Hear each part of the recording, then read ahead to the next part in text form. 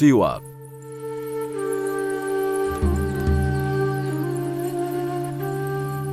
Mulut merupakan pintu masuk yang paling utama dan vital bagi seluruh organ tubuh bagian dalam. Apabila mulut menderita hal buruk, maka dipastikan akan berimbas pada sistem-sistem yang ada dalam tubuh ini, baik sistem pernafasan bagian atas, paru-paru, ataupun sistem pencernaan. Lebih dari itu, sistem syaraf yang berhubungan dengan gigi dan daerah wajah memainkan peranan yang besar pada manusia, sebab sistem syaraf ini paling dekat dengan sistem syaraf pusat yang paling utama, yaitu otak. Karenanya, rasa sakit yang ditimbulkannya pun tidak tertahankan. Berangkat dari hal ini, terlihat betapa besar perhatian Rasulullah SAW terhadap kebersihan mulut. Gigi selalu dilumuri air liur dan setiap gigi yang sehat dibungkus satu lapisan air liur yang tipis dan lapisan ini selalu menempel pada gigi. Untuk itu, apabila cairan liur ini kotor, maka gigi-gigi ini akan dipenuhi kapur dan kotoran yang mengandung kuman. Lapisan tipis ini akan selalu terbentuk dalam jangka waktu kurang dari 1 jam, walaupun setelah proses pencemerlangan gigi. Ketebalan lapisan ini tidak lebih dari 1 mikron atau 1000 ml. Pada saat lapisan tipis ini terbentuk, kuman-kuman yang ada dalam mulut mulai menempati posisi asalnya dan mulai menempel pada gigi. Jika zat lunak ini tidak rutin dibersihkan dengan baik selama kurun waktu 24 jam, maka pengaruhnya akan terlihat jelas pada gigi. Banyak endapan lunak yang ada ketika gusi berhubungan dengan gigi yang paling atas. Dalam beberapa eksperimen yang dilakukan pada hewan, para ilmuwan menemukan bahwa pengendapan zat lunak ini tidak berpengaruh secara mutlak pada perjalanan makanan di mulut-mulut hewan yang makan tanpa dikunyah. Untuk itu, terbukti bahwa mengunyah makanan berserabut tidak mencegah pembentukan endapan-endapan lunak ini. Sampai sekarang, para ilmuwan belum mampu mengetahui bagaimana endapan-endapan yang mengandung kuman ini menempel pada permukaan gigi. Akan tetapi, telah terbukti bahwa penempelan-penempelan ini semakin meningkat di dalam mulut orang-orang yang tidak membersihkan giginya secara rutin, sehingga dengan cepat kuman-kuman mulut mulai membentuk endapan-endapan ini sebagai sarangnya. Pada saat itulah kuman-kuman ini mulai menggerogoti gigi. Kuman-kuman yang menempel pada permukaan gigi biasa disebut dengan kerak gigi. Para ilmuwan modern menuding kerak gigi ini sebagai faktor utama kerapuhan gigi dan penyakit gusi yang menyerang jaringan-jaringan tubuh yang melingkupi gigi. Penelitian-penelitian modern telah membuktikan bahwa kuman-kuman yang bersarang pada kerak gigi dapat berubah bentuk dan kandungannya pada darah. Perubahan itu juga terjadi pada cara-cara menempel di permukaan gigi sehingga keganasan dan pengaruhnya semakin meningkat dan berpusat pada jaringan lunak atau gusi dan jaringan keras atau gigi. Tingkat pembentukan kerak-kerak ini akan berkurang akibat pengaruh dan menu zat makanan yang dikonsumsi. Hal ini juga terjadi pada unsur-unsur kimiawi dan fisika air liur manusia. Para ilmuwan telah berhasil mengetahui penyebab hal itu ketika mereka meminta kepada para penderita penyakit gusi untuk tidak menggunakan sikat gigi selama 3 minggu. Hasil yang diperoleh menyebutkan bahwa penyebab langsung infeksi gusi dan kerapuhan gigi adalah tumpukan kuman yang menjadi kerak gigi. Sebab dalam eksperimen itu terbukti adanya hubungan antara keberadaan kuman dengan penyakit mulut dan gigi. Terkait dengan hubungan zat makanan dan pembentukan tumpukan kuman, sejumlah penelitian membuktikan bahwa zat-zat gula turut andil dalam pembentukan lapisan ini karena kuman-kuman ini memakannya. Tambahan, zat gula juga membantu kecepatan dan kekuatan kuman menggantung pada permukaan gigi. Kondisi-kondisi yang melingkupi kerak gigi beserta kuman-kumannya mengontrol kekuatan pengaruh endapan-endapan ini dalam mengganggu jaringan-jaringan tubuh di sekitarnya. Misalnya, tingkat keasaman yang mengkonsentrasikan gula di dalam air liur ditambah asam-asam amino dan vitamin. Zat-zat beracun yang dikeluarkan kuman-kuman ini juga mengatur dinamika enzim yang dibutuhkan selama proses asimilasi dan pengembangbiakan kuman di kerak gigi. Perlu kami sampaikan di sini bahwa unsur-unsur ini saling tergantung satu sama lain, sehingga apabila ada salah satu yang mengalami gangguan kinerja, maka yang lain pun akan mengalami gangguan kinerja pula. Perlu dicatat, setiap kali ketebalan kerak gigi meningkat, maka pembentukan nutrisinya juga semakin meningkat, sehingga daya resistensinya pun akan semakin meningkat ketika dibersihkan dengan alat pembersih apapun, sikat gigi misalnya. Kita seharusnya mempraktekkan pengetahuan ini karena Rasulullah Shallallahu Alaihi Wasallam telah menganjurkan manusia untuk memperhatikan kebersihan mulutnya. Anjuran tersebut tertuang misalnya dalam sabda beliau, "Bersiwak itu membersihkan mulut dan diridhoi Tuhan." Hadis riwayat Al-Bukhari, Ibnu Majah, dan Ibnu Huzaimah. Dalam hadis lain yang dilansir Al-Bukhari dan Muslim disebutkan, "Andai kata tidak memberatkan umatku, maka pastilah aku akan memerintahkan mereka untuk bersiwak setiap kali akan melaksanakan sholat." Di dalam riwayat lain dikatakan, setiap kali berwudu.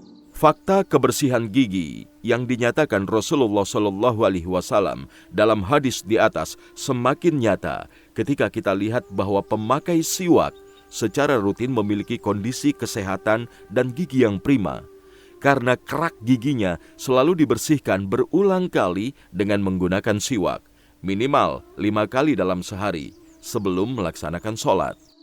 Dari paparan ini terlihat jelas visi ilmiah Rasulullah Shallallahu Alaihi Wasallam yang sangat akurat dan detail, karena telah terbukti secara nyata bahwa penumpukan kuman pada gigi akan langsung terjadi setelah gigi selesai dibersihkan. Inilah yang membuat Rasulullah Shallallahu Alaihi Wasallam menganjurkan umatnya untuk membersihkan endapan-endapan ini yang hanya akan hilang jika digosok dengan benar. Rasulullah Shallallahu Alaihi Wasallam bersabda, "Saya diperintahkan untuk bersiwak sampai-sampai saya khawatir menjadi orang ompong," yakni giginya tanggal. Hadis riwayat Al-Bazar dari Anas. Dalam riwayat yang lain disebutkan, "Saya diperintahkan untuk bersiwak hingga saya khawatir kalau bersiwak itu diwajibkan kepada saya." Hadis riwayat Ahmad dari Watsilah dengan status hasan. Senada dengan ungkapan di atas, Rasulullah Shallallahu Alaihi Wasallam bersabda, "Saya diperintahkan untuk bersiwak hingga saya mengkhawatirkan gigi-gigi saya." Hadis riwayat At-Tabrani dari Ibnu Abbas radhiyallahu anhu dengan status sahih. Sebagaimana yang telah kami jelaskan di atas, setiap kali air liur itu berhenti, maka kerak gigi yang mengundang kuman-kuman bersarang menjadi semakin tebal. Karena itu, Rasulullah Shallallahu Alaihi Wasallam menjadikan kebiasaan menghilangkan benda-benda yang menempel di permukaan gigi ini sebagai kebiasaan, hingga di tengah malam sekalipun. Disebutkan dalam Sahih Al-Bukhari dan Muslim, apabila bangun pada malam hari, beliau selalu menggosok mulutnya dengan siwak. Tidak hanya itu, setiap kali masuk ke rumah dari bepergian, beliau membuka aktivitasnya di rumah dengan bersiwak. Diriwayatkan oleh Muslim dalam Sahihnya dari Syuraih, ia berkata, "Saya pernah bertanya kepada Aisyah radhiyallahu anha, apakah yang pertama kali dilakukan oleh Rasulullah Shallallahu Alaihi Wasallam ketika masuk rumah?" Aisyah radhiyallahu anha menjawab, "Beliau bersiwak." Begitulah, Rasulullah Shallallahu Alaihi Wasallam telah menggunakan dan memerintahkan penggunaan siwak pada umatnya jauh sebelum ilmu pengetahuan belum mengetahui dan menyadari urgensi kebersihan mulut dan gigi. Dengan demikian, tidak diragukan lagi bahwa beliau adalah orang yang pertama kali memerintahkan manusia untuk memperhatikan kebersihan mulut dan menjaga kesehatan gigi. Terkait dengan asal-usulnya, siwak yang biasa digunakan Rasulullah Shallallahu Alaihi Wasallam dan generasi berikutnya adalah potongan yang biasa disebut arok atau nama latinnya Salvadora persica. Tanaman ini tumbuh di sejumlah daerah sekitar Mekah, Madinah, Yaman, dan Afrika. Tanaman ini cukup kerdil, batangnya tidak sampai melebihi kaki, ujung-ujung batangnya saling terkait, daunnya berkilau, dan batangnya berkelok-kelok berwarna putih kekuning-kuningan. Bagian yang dipakai untuk bersiwak ialah akar bagian dalamnya. Untuk menggunakannya, kita harus mengeringkannya terlebih dahulu, lalu menyimpannya di tempat yang tidak lembab. Sebelum dipakai, akar pohon ara ini harus dipecah dengan alat yang tajam, dan setelah itu baru dapat digunakan. Jika kering, kayu siwak ini dapat dicelupkan terlebih dahulu ke dalam air, baru kemudian dipakai untuk menggosok gigi. Batang siwak dapat digunakan berkali-kali. Apabila ujungnya sudah lembek dan mulai habis, maka bagian ini dipotong, lalu bagian lain yang digunakan, begitu seterusnya. Berdasarkan analisis kimiawi, batang siwak mengandung zat-zat sebagai berikut.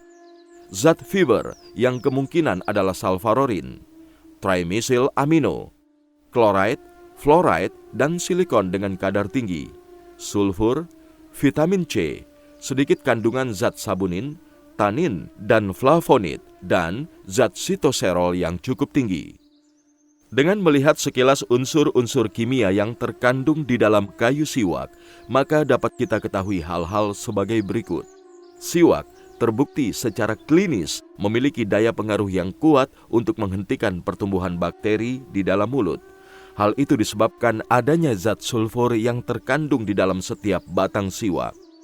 Zat trimethyl amino dapat menurunkan basis androgen yang merupakan faktor terpenting penyebab perkembangbiakan kuman di dalam mulut. Dengan demikian, peluang tumbuh kembang kuman pun menjadi berkurang. Siwak mengandung vitamin C dan zat sitosterol. Kedua kandungan ini sangat dibutuhkan dalam memperkuat pembuluh darah yang menyalurkan darah ke gusi. Dengan demikian, darah dapat mencapai gusi dengan jumlah memadai, di samping pentingnya vitamin C dalam menjaga gusi dari sariawan. Siwak mengandung zat resinose yang berfungsi menguatkan gusi.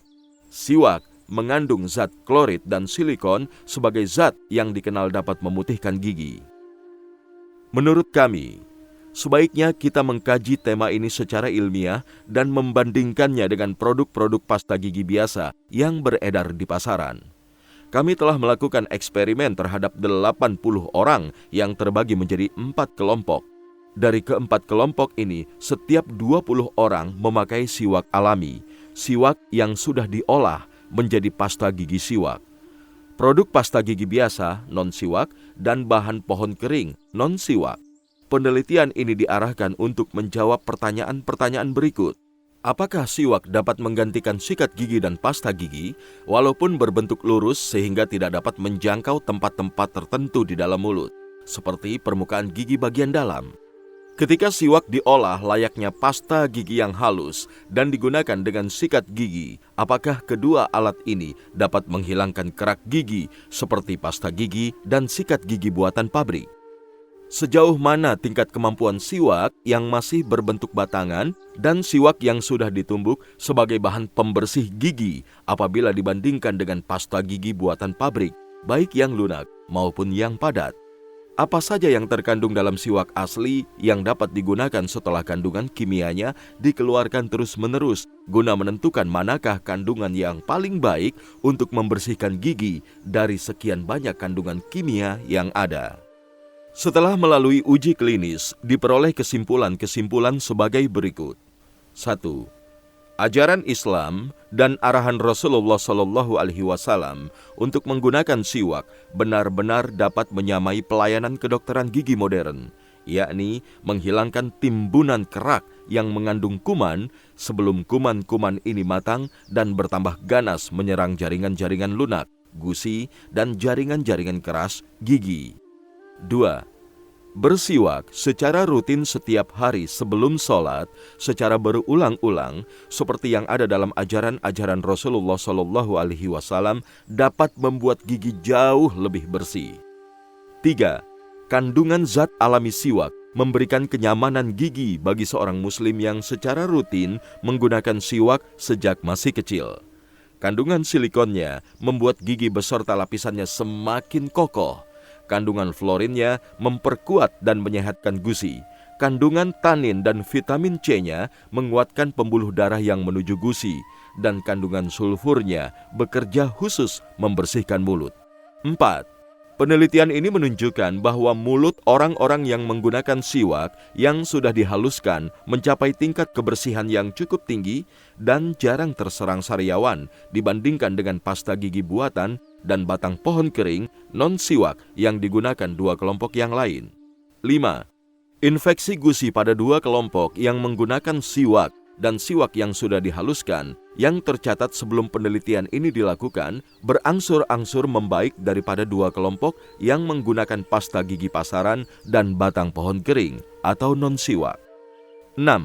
Sebagai kesimpulan penelitian ini, dianjurkan penggunaan siwak ketika negara-negara Islam telah mulai melakukan penelitian-penelitian perlindungan kesehatan mulut dan gigi. Terlebih lagi, siwak kayu siwak banyak ditemukan di negara-negara ini dan harganya ekonomis. Kita patut bersyukur karena seorang muslim telah terbiasa menggunakan siwak ini sebagai bagian dari ajaran agamanya yang hanif. Dari uraian di atas jelas bahwa siwak memiliki manfaat-manfaat kesehatan yang melebihi alat dan obat-obatan modern yang digunakan untuk membersihkan gigi. Dan orang yang pertama kali mengajarkan penggunaannya adalah Nabi Muhammad SAW yang hidup pada abad ke-7 Masehi atau 14 abad silam. Tepat sekali apa yang disabdakan Rasulullah SAW. Rajinlah bersiwak, sesungguhnya siwak bisa mewangikan mulut dan membuat Tuhan ridho. Hadis riwayat Ahmad dari Ibnu Umar dengan status sahih. Bersiwak dan membersihkan mulut dan pengaruhnya terhadap kesehatan tubuh.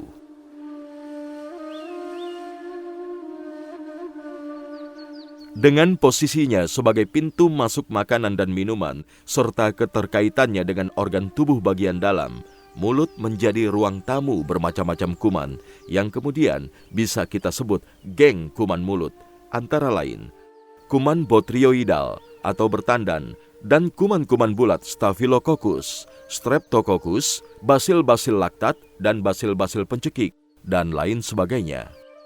Pada orang yang sehat, kuman-kuman ini tidak bekerja aktif dan bisa hidup berdampingan dengannya. Namun ia akan berubah ganas dan menjadi sumber penyakit jika terus-menerus berada di dalam mulut dan di sela-sela gigi, karena ia terus mendapat suplai makanan dari sisa-sisa makanan dan minuman yang menempel di sana. Kuman-kuman ini bekerja merusak dan merapuhkan gigi, serta menciptakan bau tak sedap pada mulut. Dan hal ini tidak mengenakan gigi. Selain itu, kuman-kuman ini juga membuat gigi busuk, menggumpalkan amoniak di sekitar gigi, sehingga menciptakan kerak-kerak di dalamnya, serta menyebabkan infeksi gusi dan gusi bernanah. Di samping itu, kuman-kuman ini dapat berpindah ke bagian tubuh yang paling dalam sekalipun, sehingga bisa menyebabkan berbagai macam infeksi. Misalnya, infeksi lambung, liver, ataupun limpa. Kuman-kuman itu juga memancing terjadinya sekresi-sekresi di daerah-daerah tubuh dan terkadang dapat menyebabkan keracunan pada darah atau memenuhi darah dengan kuman, sehingga timbullah berbagai penyakit demam yang menyertainya. Organ tubuh yang paling penting diperhatikan dan dirawat adalah mulut dan gigi. Gigi memiliki peranan yang sangat penting. Jika gigi sakit, maka pengaruhnya akan dirasakan di seluruh tubuh. Disinilah fungsi menggosok gigi yang memiliki urgensi luar biasa dalam mengurangi resiko penyakit yang bersumber dari gigi. Selain itu, air liur yang terus-menerus berada di dalam mulut mengandung zat asam yang paling banyak. Jika menemukan permukaan yang jauh dari gerakan alami, misalnya gerakan lidah atau gerakan buatan seperti menggosok gigi, maka zat asam ini sedikit demi sedikit akan mengendap, terutama di lubang gusi, dan akhirnya akan menggumpal menjadi kerak.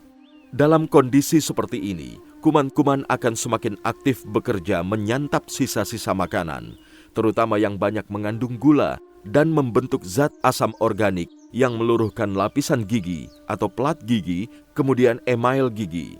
Kerapuhan ini lambat laun akan meluas jika kebersihan mulut tidak diperhatikan.